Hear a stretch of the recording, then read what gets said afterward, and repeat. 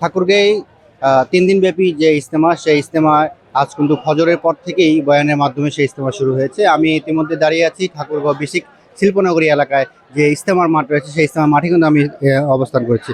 আমরা আমরা লক্ষ্য করেছি যে এই ইজতেমার মাঠে ঠাকুরগাঁও 5 উপজেলার বিভিন্ন মুসল্লিরা কিন্তু অংশ নিয়েছে। সেই সাথে ঠাকুরগাঁও জেলার পাশাপাশি আমরা লক্ষ্য করেছি যে দিনাজপুর এবং কি পঞ্চগড় জেলারও কিন্তু অনেকে এই মুসল্লিরা কিন্তু এখানে এসে অংশ নিয়েছেন।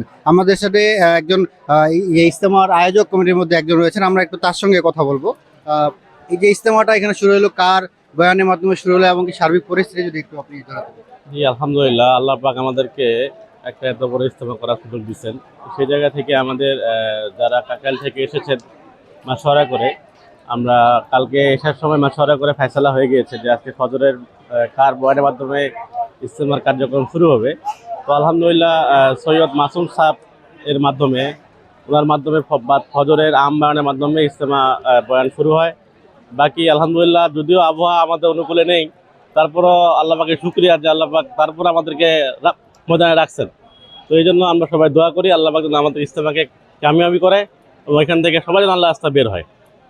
ধন্যবাদ। যেমনটি উনি বলছিলেন যে ইজতেমায় যারা অংশ নিয়েছেন তাদের সার্বিক নিরাপত্তা বিষয় এবং কি তাদের যত নিরাপত্তা রয়েছে সেই বিষয়ে যেখানে আয়োজক কমিটি রয়েছেন তারা কিন্তু সর্বাত্মক কাজ করছেন।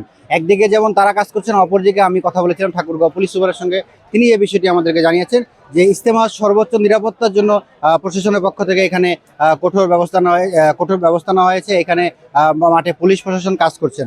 সব মিলিয়ে যদি বলি যে ইজতেমার মাঠে আমরা যেটা লক্ষ্য করছি, একদিকে যেমন বৃষ্টি হচ্ছে, তারপরেও কিন্তু এখনো কিন্তু অনেক মুসল্লি কিন্তু এই ইজতেমার আসে কিন্তু অংশ নিচ্ছেন। সব মিলিয়ে এই ছিল ঠাকুরগাঁও থেকে আমার কাছে ইজতেমার সর্বশেষ খবর।